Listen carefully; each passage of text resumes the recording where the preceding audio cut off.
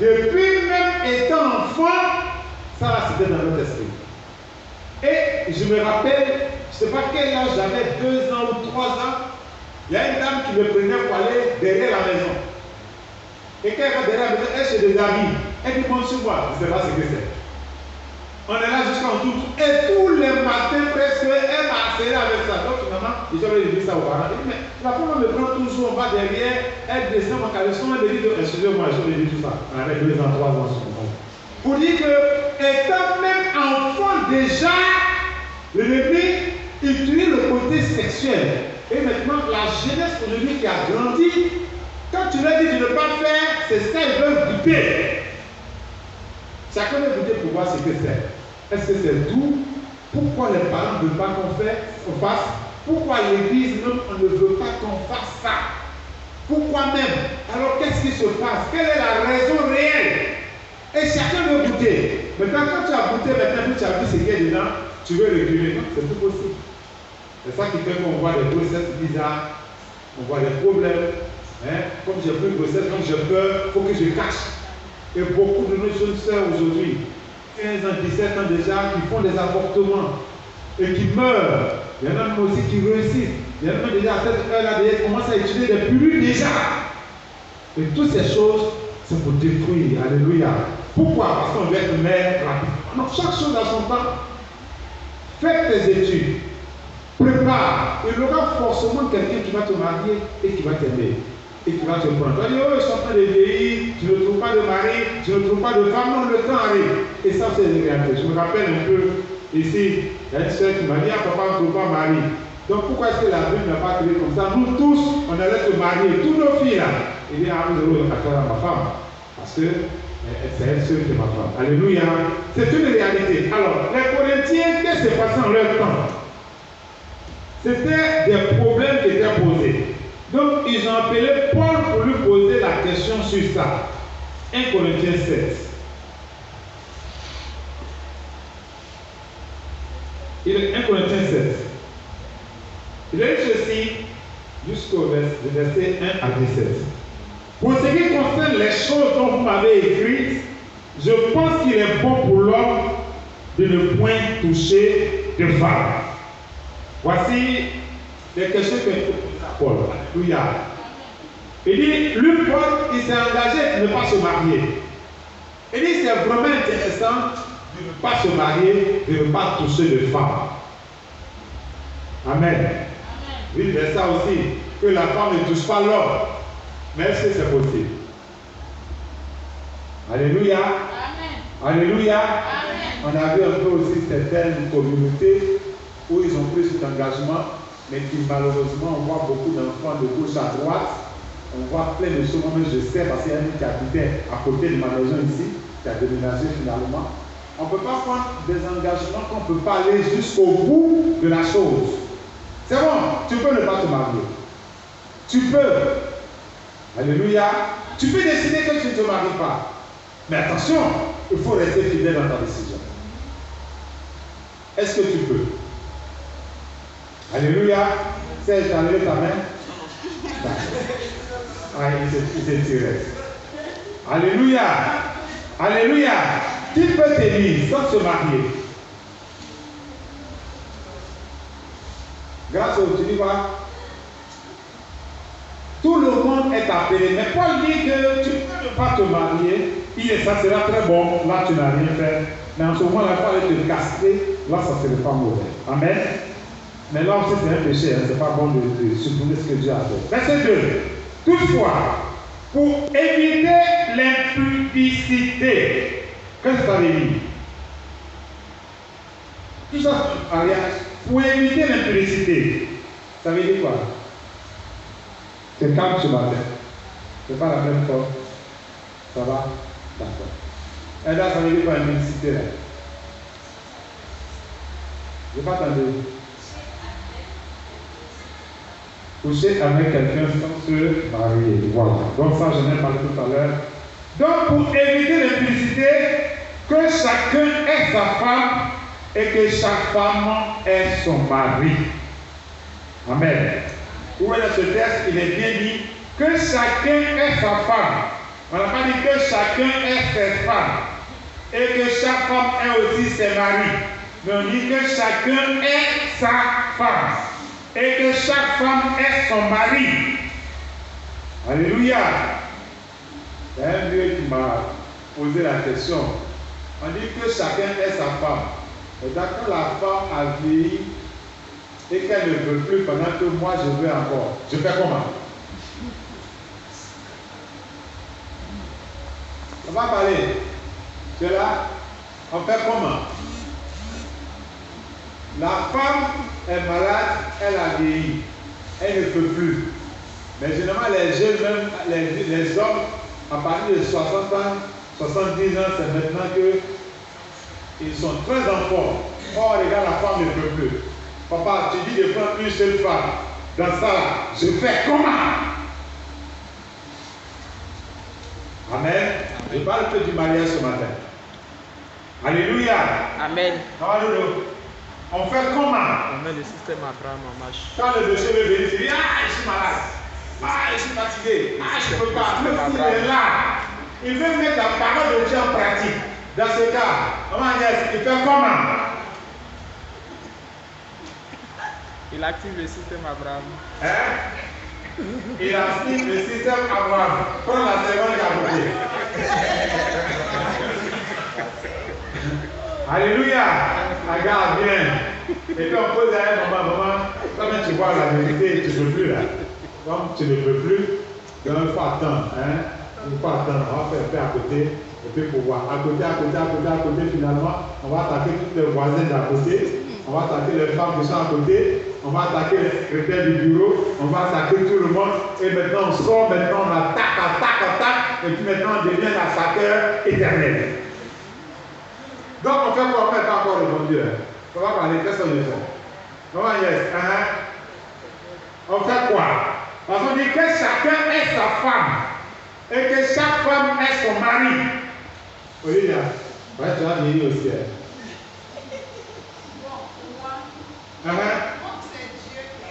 Comme c'est Dieu qui a dit, le monsieur doit rester tranquille. Il doit respecter. Louise, il ne faut pas dormir, je suis sur toi. Tiens-toi un peu de vous. Amen.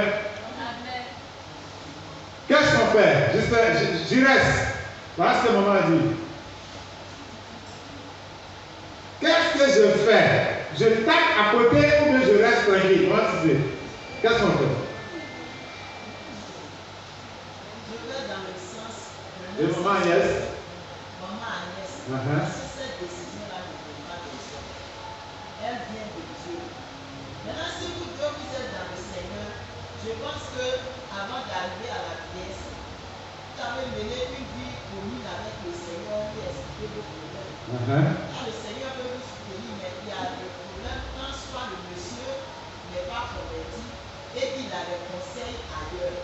Ça, c'est le problème. Mais si vous deux dans le Seigneur vous blessez, je ne pense pas que Ça puisse arriver. je puisse, mon mari puisse me demander, j'ai fait comme parce que lui-même il connaît la parole de Dieu. Amen. Voilà. Maman, tu n'as pas parlé. Hein? Maman, vous dites quelque chose à dire dessus?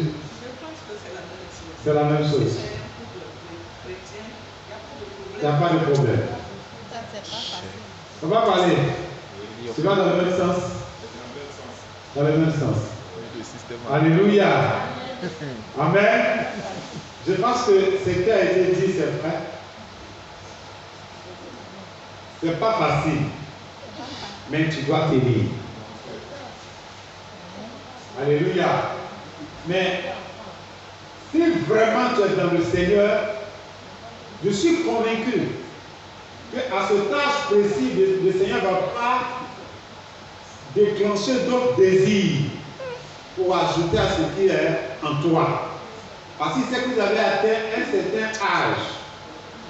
Aujourd'hui, la médecine a des moyens plus faciles, plus sophistiqués pour vous permettre, quel que soit l'âge, d'aller ensemble sans se faire du mal.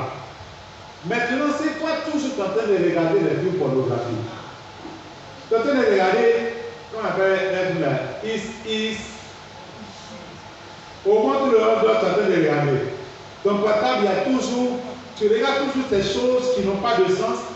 Effectivement, tu seras toujours dans une disposition qui va vouloir te pousser à chercher ailleurs. Et c'est là que tu vas chercher des arguments pour couvrir le fait que, et ceci, et cela, c'est pour ça. Non, ça c'est des arguments qui ne tiennent pas. Alléluia. Avec ta seule femme, tu peux t'aider. Amen. Amen, amen. Bon, il y a d'autres hommes de Dieu, pour cela souvent, ils agissent beaucoup sur les tranches d'âge avant le mariage. Parce que tu es encore jeune garçon, et puis tu vas prendre une fille qui a déjà 40 ans. Or, toi, tu as 25 ans ou bien 30 ans, la femme a 40 ans. Effectivement, au moment où tu vas avoir 40 ans, elle aura 60 ans, elle n'aura plus la même vigueur que toi. Vous voyez? Ou bien aussi vice-versa. Ça va encore créer des problèmes. Au moment où toi tu es vieux, c'est là la dame maintenant aussi, elle a 30 ans, 25 ans. Or toi tu as 60 ans déjà. Quand elle te demande, tu n'es plus capable. Or la femme qui a 30 ans, c'est là maintenant qu'elle est aussi dans les besoins. Tu fais comment? Donc pour remédier un peu ce genre de choses, souvent on conseille de voir un peu l'âge. C'est pas strict. Si vous êtes tous deux dans la même tranche d'âge, je pense que la vieillesse va suivre au même moment. Et même, on dit souvent que aussi, la femme, je vois, vieillit plus vite que l'homme à cause de ses périodes d'enfantement. Donc, si toi, tu es un peu âgé qu'elle, jusqu'à ce qu'elle soit très vieille, je pense que votre âge va bien aller ensemble. Alléluia. C'est pour ça que dans le fiançage, quand on dit Dieu m'a poussé de me fiancer, tout ça là, Dieu tient compte de toutes ces choses pour pouvoir bien ficeler afin que vous allez ensemble. Mais quel que soit le cas, quand vous mettez devant le Seigneur, il trouvera une solution pour régler le problème. Amen. Agar n'est pas pour toi, Agnès n'est pas pour toi, et Marie n'est pas pour toi, c'est Eugénie qui est pour toi. Donc c'est avec elle que tu dois rester, quel que soit son âge, jusqu'à ce que vraiment le Seigneur vienne vous prendre. Même si elle peut prendre calme, il faut t'habituer aussi à rester sans faire ça. Et c'est possible avec le Seigneur. Amen. Alléluia. Alléluia. Nous on a fait 8 ans de fiançailles sans que je ne sache qui elle est. Comment elle est. Hein? C'est combien? Ah, j'ai augmenté, elle dit 5 ans. D'accord. Je voulais exagérer un peu. Amen. Voilà. Donc, ça veut dire qu'on peut t'aider. On dit, toutefois pour éviter l'intimité, que chacun ait sa femme et que chaque femme ait son mari. Est-ce que vous pouvez finir ton serment là aujourd'hui? Que le mari rende à sa femme ce qu'il lui doit et que la femme agisse de même envers son mari. Ça, j'avais déjà parlé de ça. La femme n'a pas autorité sur son propre corps, mais sur le mari et pareillement, le mari n'a pas autorité sur son propre corps, mais c'est la femme. Voilà, ce verset, quel que soit l'âge avancé, vous devez trouver, il y a beaucoup d'éléments au plan médical qui peuvent vous permettre de toujours fonctionner comme il se doit. Il dit, ne vous privez point l'un de l'autre. Si ce n'est d'un commun accord, ça, les gens vont prendre ça comme parole pour asséner les femmes, afin de vaquer à la prière. Puis retournez-vous ensemble. Donc tous les jours, la Bible dit, on n'a qu'à se retourner ensemble. De peur que Satan ne vous donne parole. Non, non, non. C'est parce qu'elle a refusé que je prie la petite à côté. Et la Bible est claire. Pour ne pas que je sois troublé, tu dois jamais me refuser. Mais toi aussi, chaque seconde, chaque minute, chaque heure, tous les jours, tu demandes. Mais la femme va se fatiguer. Alléluia. Et il y a des femmes aussi qui demandent ça tous les jours à leur mari. Chaque seconde, ah chérie, je suis aussi fatigué. Hein? C'est pas pour cela que tu vas chercher ailleurs. Je dis cela par condescendance. Je n'ai pas fait, je n'en fais pas un homme. Je voudrais que tous les hommes puissent comme moi. Mais chacun tient de Dieu un don particulier. L'un d'une manière, l'autre d'une autre. À ceux qui ne sont pas mariés et aux vœux. Alléluia. J'ai dit qu'il est bon de rester comme moi. Mais s'il manque de continence, qui se marie? Car il vaut mieux se marier que de brûler. Voilà, parlant des jeunes célibataires, au lieu de dire que tu es en train de souffrir. Il ne faut pas prendre des millions. Amen. Il ne faut pas prendre des millions. Tu as 2 bras. Quand tu vois que tu ne tiens plus, et que maintenant toutes les filles qui parlent devant toi, ça devient un problème, un cauchemar pour toi. Dès que tu vois la maison, tu dors, tu ne peux plus dormir. Tu as l'insomnie jusqu'au matin. Cherche à faire quelque chose, on va célébrer ta première petite mariage. Choisis une soeur. Alléluia. Alléluia. Ah. Alléluia. Ou bien, c'est compliqué. C'est pas compliqué. Amen. Choisis une soeur. Choisis un frère. Tu es là, tu tapes partout, tu sais que tu ne veux pas tenir. Ah, mon frère, on n'a pas assez de moyens, mais allons voir le pasteur pour voir. Il y a des soeurs qui cherchent des fiancés pour voir, ils cherchent des maris pour voir. Hein? Toi, tu es là, tu sais que tu souffres. Hey, je peux tenir. Et puis, dès que la chair a été plus forte, quelle chair a été plus forte? Il faut te maîtriser et puis choisir quelque chose de ton votre famille. On est d'accord? Amen. Alléluia. Amen. Où est Péla? Où est Pélagie? Hein? Elle est couchée? Appelez-les tout le monde dans la salle. Dis à tout le monde d'entrer. Amen. Amen. Donc quand ça chauffe, il faut demander. On n'a pas besoin de millions. Hein? Il y a un jeune homme qui gérait cabine ici. Il s'est marié avec cabine. Au dit il a 2 cabines, 3 cabines, il a ouvert Orange Money. Et puis voilà, il est tranquille. Il vit avec sa femme. Elle est où? Alléluia. Ce n'est pas pour elle que je parle. Je veux que tout le monde parle dans la salle. C'est ça que je parle. Ah, passer parler de toi, toi, tu es sorti. Et pas de façon générale. Même elle qui est là, elle est concernée aussi. Alléluia. Donc, c'est une réalité. Aujourd'hui, les jeunes frères sont là, ils veulent jouer le spirituel. Oh, tu ne peux pas tenir. Finalement, tu triches. Il y en a même pour pouvoir, ils font semblant et puis ils font la haut. Hein? Vous savez ce que c'est? À Soirée, on avait son truc qui prend pour chanter comme ça. Qui connaît ça? Tu ne connais pas haut là? Hein? C'est un instrument de musique là. Voilà. Voilà. C'est ça il parle. Tu ne peux pas tenir, c'est ça, tu joues toutes les nuits. La femme joue, le monsieur joue. Et même, il y a des gens qui vont jusqu'à s'acheter des vibroseurs. Hein? Comment on appelle? Vibromasseur. Merci bien. Vous savez ce que c'est, non? Je ne vais pas expliquer. Hein? Après, vous demandez, ils vont dire. Donc, nous vont jusqu'à acheter toutes ces choses parce qu'il ne faut pas tenir. Mais quand tu ne peux pas là, on va vous marier rapidement. Amen. Est-ce qu'on se comprend? C'est une demande de continence qui se marie. Car il vaut mieux se marier que de brûler. On dit bien brûler. Ça veut dire que tu es en train d'être brûlé dans un feu. Et puis tu es là, tu souffres. À ceux qui sont mariés, j'ordonne non pas moi, mais le Seigneur, que la femme ne se sépare point de son mari. On ne divorce pas de l'Église. Des gens donnent ça pour dire qu'on peut divorcer. On ne divorce pas. Alléluia. Celle que tu as mariée, elle reste ta femme. Et on va trouver des versets aujourd'hui pour expliquer que comme elle est sorcière, comme elle est ceci, comme elle est cela, donc je ne veux pas la marier. Je ne peux plus continuer avec elle. Je vais divorcer pour prendre. Il faut bien réfléchir avant de prendre la décision. Personne n'a mis la chaîne au cou. Alléluia. Même si c'est moi-même qui ai parlé et qu'au finish tu vois que tu ne pourras pas tenir, je ne suis pas appelé à t'obliger parce que si je t'oblige de laisser à divorce, je suis responsable. Or, le divorce ne doit pas avoir lieu dans l'église. On ne divorce pas. Dès que tu as dit oui à une fille, tu dois la garder. Donc les gens pour ne pas se divorcer, ils préfèrent enceinter 2, 3, 4, 5, 6, 7, faire plein de grossesses. Et puis la matin, on est là, il n'y a pas de mariage. Mais une fois que tu as fait un enfant, là, tu t'es marié, tu ne dois plus laisser la personne partir. Alléluia. Tu dois tout faire pour régulariser la situation. Et ça, c'est important. Mais il y a un enseignement dans ce texte que je vais donner.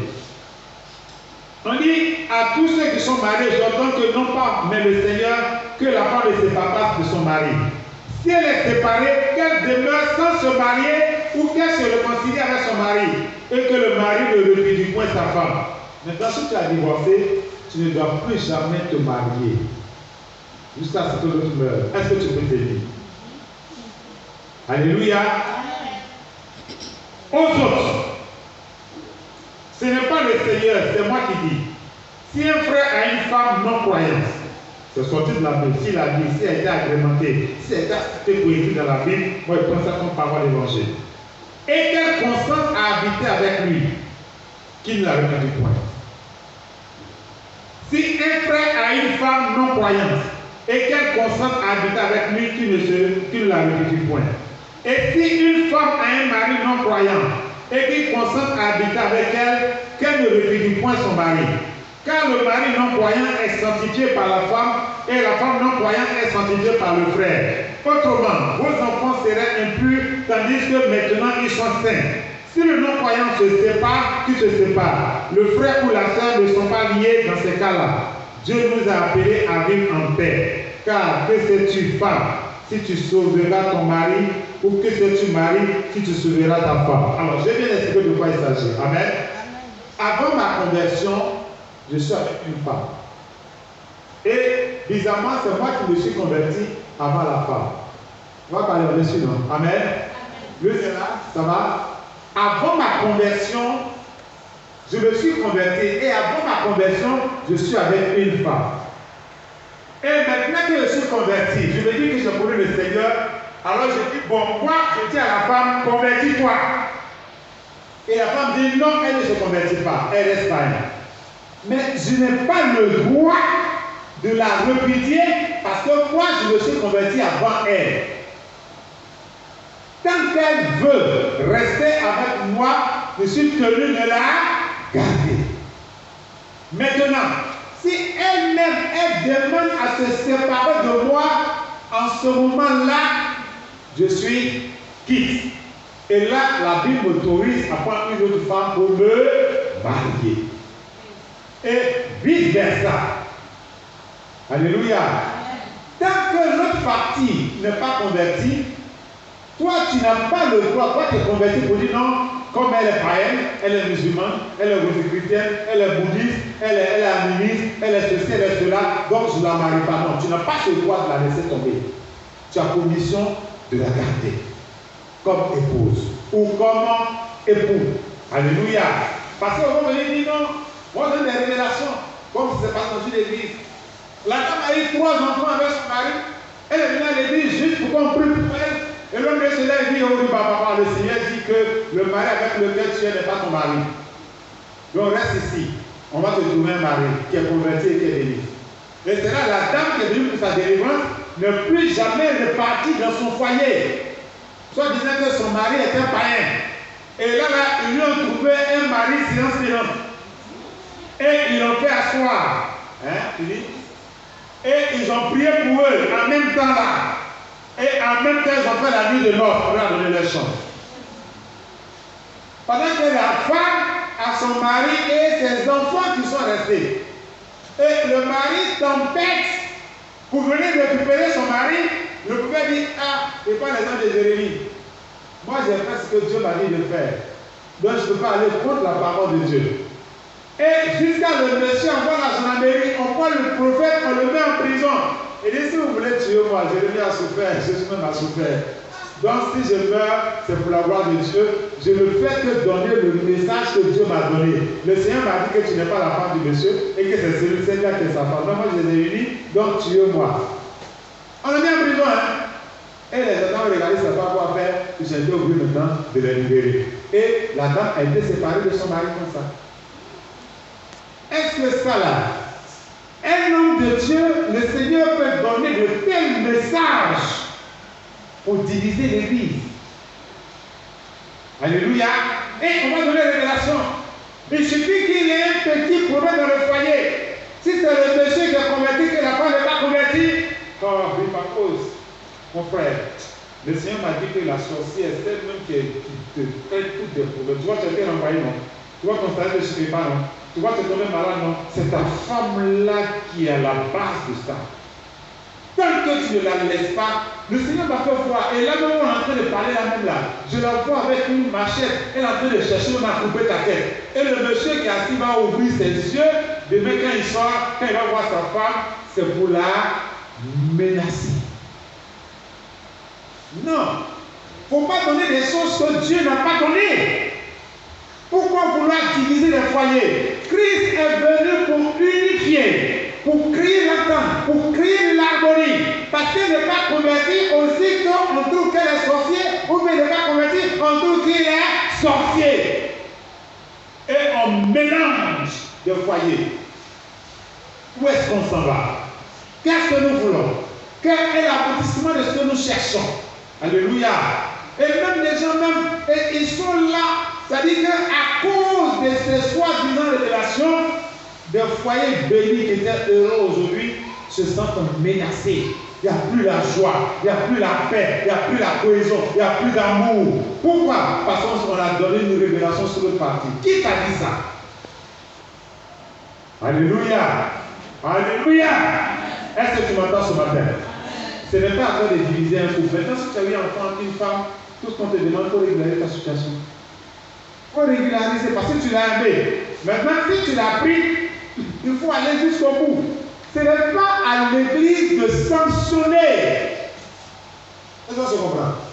Mais ce que je suis contre, c'est quand tu l'as pris et puis tu ne fais pas quelque chose de bon, tu la maltraites, tu la jettes, tu la traites de tout et tu dis qu'elle n'est pas ta dimension, mais pourquoi tu as poussé avec elle pour faire un enfant? Non. Si tu es chrétien, mais que tu as pris une femme, il faut toujours démontrer que tu as la hauteur et que tu peux le faire. Maintenant, celui qui doit sanctionner, comme tu as commis un péché, c'est Dieu qui va dire, ah, le péché que tu as commis, voici ta sanction. Mais en tant qu'homme, je te donne des conseils, des directives, et tu es tenu de respecter ça pour que la gloire revienne au Seigneur. Alléluia. Alléluia. Est-ce que tu es là ce matin? Est-ce que vous m'avez entendu ce matin? Donc, ne sépare pas. Ne sépare pas. Parce que peut-être même parfois la personne sera convertie, les enfants aussi seront convertis. Verset disait seulement que chacun marche selon la part que le Seigneur lui a faite, selon la paix qu'il a reçue de Dieu, c'est ainsi qu'il leur donne dans toutes les églises. Selon la part, verset 24, que je vais lire ça pour terminer. Que chacun, frère, demeure devant Dieu dans l'état où il était lorsqu'il a été appelé. Amen. Si tu étais marié avec une femme non croyante, ne dis pas comment elle est non croyante, tu vas la laisser. Si tu es converti pendant que tu fais ceci, ne laisse pas. Alléluia. Pendant que je parle, il y a des questions qui me reviennent. Parce que quelqu'un, il y a des choses, là, on est tenu de se séparer. Tu es converti, l'autre est prostitué. Bon, au moins tu quittes l'état de prostitution parce que ça ne glorifie pas le Seigneur. Amen. Que Dieu bénisse son peuple afin que nous puissions comprendre l'important dans le foyer, le mariage, le célibat et cette disposition que nous devons prendre pour que la gloire revienne à notre Seigneur. Et que l'Église du Saint-Esprit soit un véritable modèle devant Dieu. Quand il révèle sa gloire, qui rend témoignage pour dire que nous respectons et nous faisons ce que Dieu nous demande de faire. Soyez tous bénis au nom de notre Seigneur Jésus-Christ. On va se tenir debout, nous allons prier. Sois béni, Père.